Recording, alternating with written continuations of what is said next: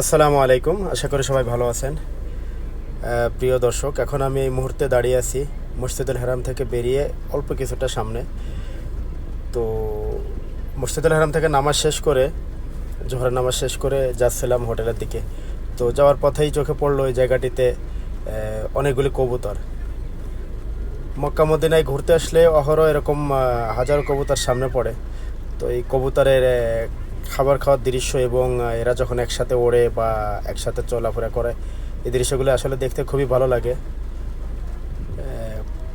আল্লাহর সৃষ্টির যত জীব আছে প্রকৃতির মাঝে, তার মাঝে অন্যতম একটি কবুতর। আর এই কবুতর নিয়ে কবুতরের কদর এই জন্যই বেশি। আসলে যখন আমাদের প্রিয় নবী হজরত মুহাম্মদ সাল্লাল্লাহু আলাইহি সাল্লাম মক্কা থেকে মদিনা হিজরত করেছিলেন, তার সঙ্গে আবু বকর সিদ্দিক রাদিয়াল্লাহু আনহুকে সঙ্গে করে।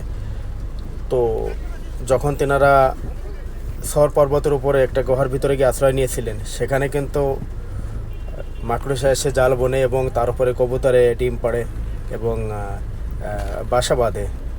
আর যার কারণে কাফেররা গোমরা হয়ে সেখান থেকে চলে যায় এবং ওই যাত্রায় তারা বেঁচে যায়। এগুলো সবই আল্লাহর কুদরতের ঘটনা। আর তারই একটা জ্বলন্ত প্রমাণ এই কবুতর এখনও দুনিয়ার বুকে আছে এবং আমরা যেটাকে কবুতর বা পায়রা বলে চিনি থাকি। তো এই জায়গাতে বোরখা পরিহিত দেখেন দুইটা মহিলা বসে আছে, দুইটা বা তিনটা মহিলা বসে আছে। ইনারাই দানা বিক্রি করছে এখানে, অর্থাৎ গমের দানা বিক্রি করছে।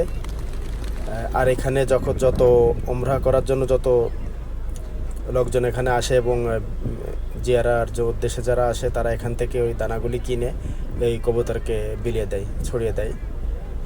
আর এভাবে করে কবুতরের খাবার রোজি ম্যানেজ হয়ে যায়।